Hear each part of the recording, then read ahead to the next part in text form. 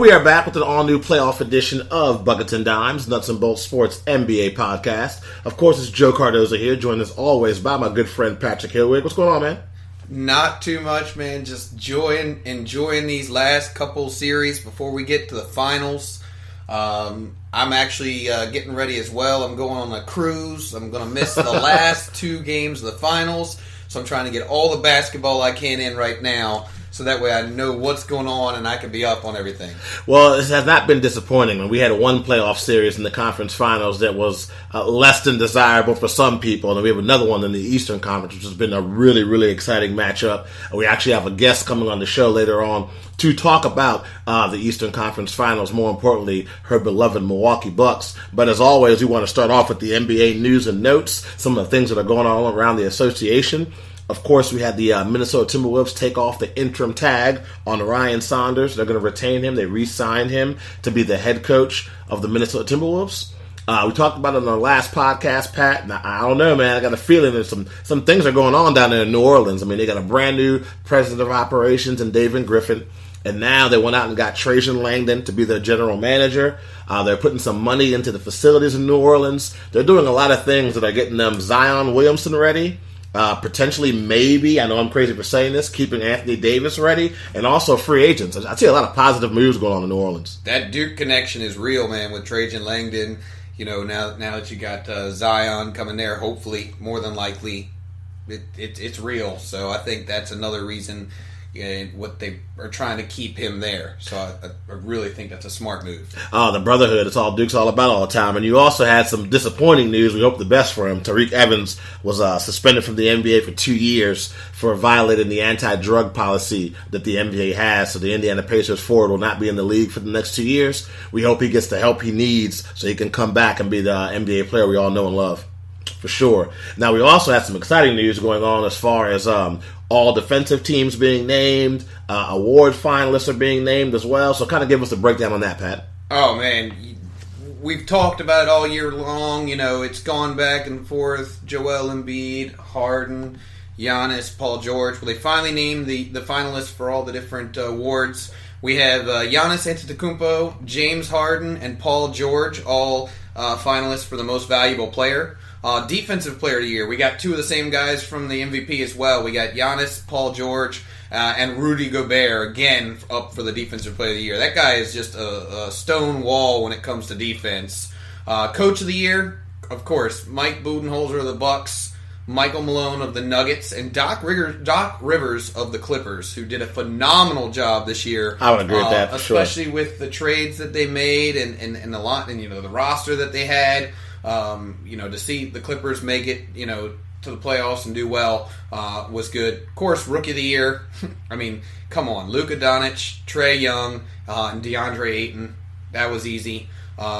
Sixth Man of the Year, Montrezl Harrell, guy that I talked about a lot this year. Lou Williams, two Clippers on there for that. Yeah, sure. And then Domantas Sabonis, also for the Pacers as well. And then last but not least, we have Most Improved Player, which is De'Aaron Fox, D'Angelo Russell, and your guy, Pascal Siakam. Yeah, you got to say it right, man. You got to say it right. So that will be all. Those will all be tallied up on June 24th.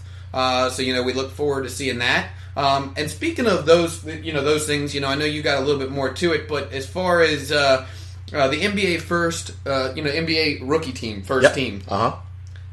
All of the top 5 picks are all first team this year.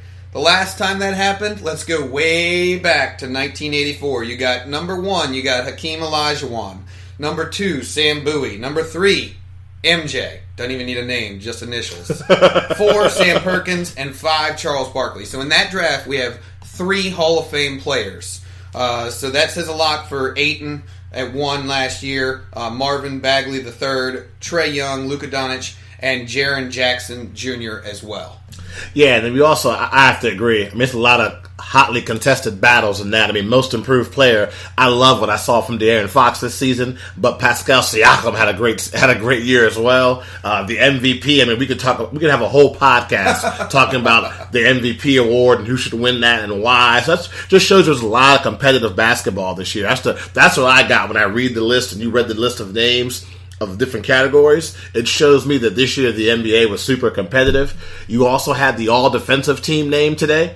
You had Giannis, again, making the all-defensive team first team. You also had Eric Bledsoe, Paul George again, Rudy Gobert, and then Marcus Smart, who's just a dog on defense. Those guys all made up all first team for the defensive players. And then also you had the second team, which was Drew Holiday, Klay Thompson, who's super underrated, one of the better defenders in the NBA. He can guard the wing, he can guard the guard position. You had Joel Embiid, you had Draymond Green, and then it was really nice to see Kawhi Leonard get the recognition he deserves. I mean, you and I both talk about how he's one of the, not just the elite defenders of now, I'm going to go out on a limb and say of all time, Kawhi Leonard's one of the best defenders in NBA history. So to see that guy, see Draymond Green, all get the recognition they deserve and be put onto the all-defensive team shows you a lot. Again, man, a lot of guys you could probably think of that deserve to be on those teams, but those are the people that made up the all-defensive team first and second.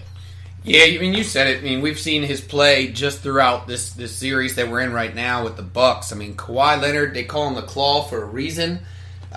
There's been many times where you watch and you're like, how did he get his hands on that ball? And even with the mysterious leg injury, I'm going to say mysterious again because for whatever reason nobody can. I haven't seen. They got that New England Patriots mentality out there in Toronto, man. Everybody's healthy. Don't worry about us. I've searched, and it just says mysterious leg injury. But even with that leg injury, you can just see his defensive mentality, and especially in late game action as well. He came up with a late steal. He came up with a tie up for a jump ball. I believe it was late in Game 3. Dunked on Giannis. I saw the poster. Yes. So, he's making his defensive presence felt, and he actually changed, I think, that Toronto team as well with his defensive presence. So, clearly, he's on that list for a reason. Yeah, no, that's a good point you made, too, about Kawhi Leonard changing the defensive play, because not only did he, obviously he's an elite defender himself, but he also made the other guys around him kind of raise their level of play on defense, too, because when you have a guy like him that can shut down people on the wing, do a decent job of defending in the post as well, he opens up opportunities for a Kyle Lowry, a Pascal Siakam, a Gasol to kind of go for that steal, take that chance, because traditionally in the NBA, the cleanup person is a big man, the center. Well, for the Toronto Raptors, their cleanup guy is Kawhi Leonard. He can slide in there and pick up that guy that might get by you, whether it be off the dribble or on the screen. So he just makes things a lot easier for the guys that are around him on the team as well. So we talked about at the top of the show that we weren't going to be alone today. We have a guest. So we're definitely excited about that. We're going to talk about this Eastern Conference Final. It's the Toronto Raptors taking on the Milwaukee Bucks. Pat and I have known this person for quite a while. Back in the day, the early stages, we'll call it Buckets and Dimes 1.0. She used to be on the show with us almost on a weekly basis. So it's been a while, so we're excited to have her back on the podcast. She is definitely what I would call a die-hard Milwaukee Bucks fan, but also honest. If the team's doing great, they're doing great. If they're doing bad, she's not one of those people that's blinded by her fandom, so she's going to keep on saying that this is the best team in the world. If they're not shooting good, if they're not rebounding the way they're supposed to rebound, she's going to let you know about it. Super active on Twitter, a really good follow if you're not following her yet. So we're going to have her on the show today. We're going to discuss the Eastern Conference Finals and find out what's going on. That series is tied up 2-2.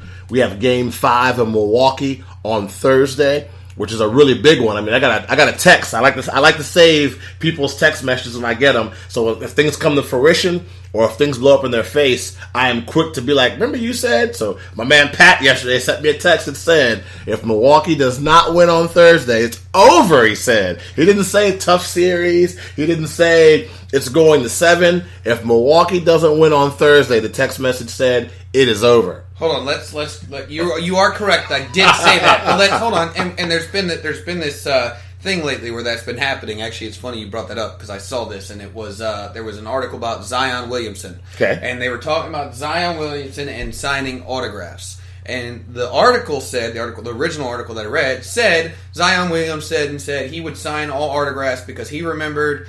It basically said to preference or whatever. It said he. Basically, it was saying that I guess John Wall and Anthony Davis didn't sign his autograph and remembered how it made him feel. Okay. Then when I read the actual article and everything, there was an if in the middle of it, and it was if John Wall and Anthony Davis hadn't signed my autograph, that's how I would have felt. So they left the if out when they posted it, and everybody was going on and like, whoa, like, and they proved it. They were like, well, he's never been around, and this was in high school too. Yeah, I got you. I follow you. Yeah, but it was just crazy. And the reason I say that is because of what you said. You said all that, but what did I say? I said because Toronto is too good at home. See, I didn't say it just because I thought that they were going to... Toronto is that good at home. I mean, we saw what they did last night. We saw what they've done the past 2 games at home against the Bucks. Right now, obviously, Milwaukee, if it goes to 7, the last game's going to be in Milwaukee. Yeah. But Toronto's too good at home. And I think if Toronto steals that game in Milwaukee, which is Game 5, and then they go back to Toronto for Game 6, I just don't think that... I think Toronto's too good at home, and they won't make it back to 7 for the Bucks. Now, quick question before we have her call in. I want to get your opinion on this. I know you have one. I know you saw all the Drake stuff going on. What's your take on Drake? A super fan? Let him live his life? Is he taking things too far? I have never in my life seen a fan on the sidelines, whether it be Jay-Z, Beyonce, whoever, Eminem, touch a coach, be as active and as animated. Even Jack Nicholson, the biggest Laker fan, in the world, doesn't act like that kid acted yesterday.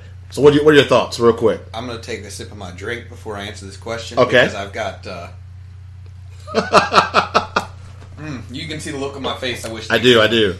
I honestly, look, I got nothing against Spike Lee, Jack Nicholson, the guys that are at every home game for those teams, the guys that are really animate about their team. But Drake's getting a little out of control. Drake is right there on the sideline. You can see him. He's almost like up in their faces. He says stuff to the players when they're coming off the court. You can see him saying stuff to them. I don't know what he's saying. I don't know, is he talking trash to him? I don't know what he's doing. But he's getting a little too out of control, in my opinion. He's way too close to the sidelines to where the players are. Hey, you're a fan. Just because you have, money and just because you're famous doesn't mean not being a fan that you can come there and you can act the way you do. Because I think, personally, he's way out of control. It's just it's getting annoying to me. I'm here to watch the basketball game. I'm not here to watch them commentate about Drake and what he's doing and how he's acting.